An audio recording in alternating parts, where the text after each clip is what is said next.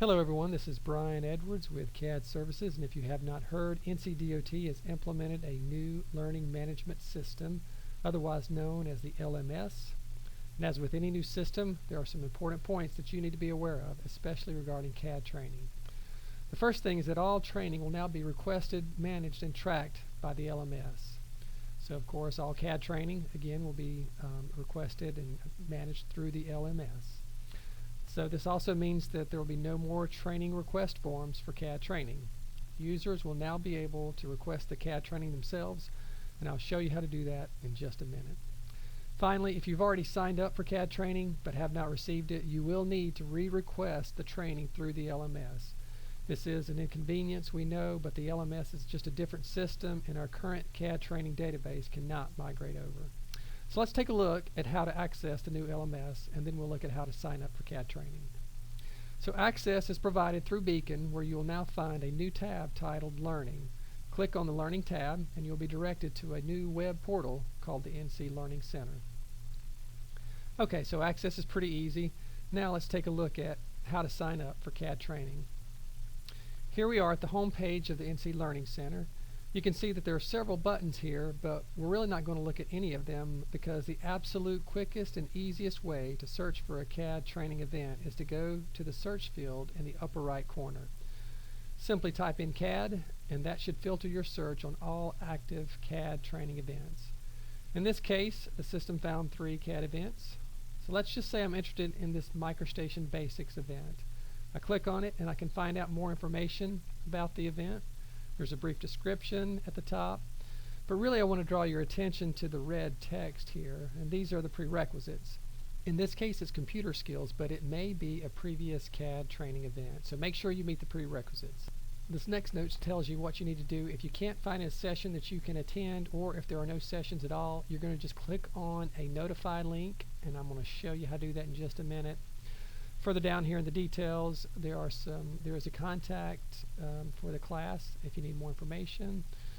Okay, so let's take a look here at the sessions. A session is a scheduled class, and in this example, there are 2 sessions scheduled. Both have seats available.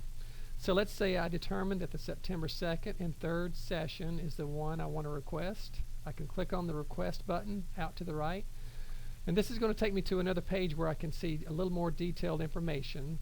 A little confusing because I still haven't officially requested the session yet, but there is more information here, including a Google Map link to the facility address, and ironically the Google thumbnail location for this address just happens to line up well with the location of our ET Lab training room.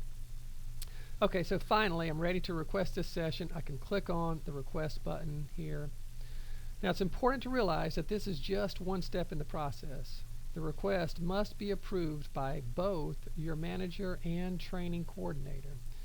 Now remember, the LMS is first come, first served, so you may want to let your designated approvers know when you're requesting training so that they can take action. No spot is held in the session for you until the request is approved. Okay, so let's assume that your training was approved and that you are indeed registered for a session. Is there a way to confirm it? So back to the home page, you can click on the Learning menu and go to View Your Transcript. Here in the Active tab, you should be able to find the session that you're registered for. Here I see MicroStation Basics starting on September 2nd. Also important here is if for some reason you cannot make the session, please withdraw in the LMS to open up that slot for someone else. Otherwise, there will be an empty seat in the class. Now I want to go back and address what happens if you don't see a session that you're able to attend. So let's go back to the MicroStation Basics event at the bottom of the page under the sessions. If you're unable to make the sessions that are available, or if there are no sessions available, you can click on the Notify Me When Sessions Are Scheduled link. This will put your name on an interest tracking list that will be used by CAD Services to gauge interest and need for future sessions. When future sessions are scheduled, the LMS will notify you. Now when you do this, make sure that you do not select a location, and make sure that you do toggle on the box to be notified of training in any location. Then click the Submit button. Again, this puts your name on the interest tracking list, and you'll be notified when a session is available. However, this does not mean that you're guaranteed a slot for the next session. In fact, when a session does get created, you still have to go through the request and approval process, just like what was described earlier, before your spot is secured in the session. Okay, let's wrap things up here. A review of what we've covered. Access to the LMS is through the Learning tab on Beacon. All CAD training is now requested through the LMS. And if you've requested CAD training in the past but you've not yet received it, you need to go to the LMS and re-request that training again.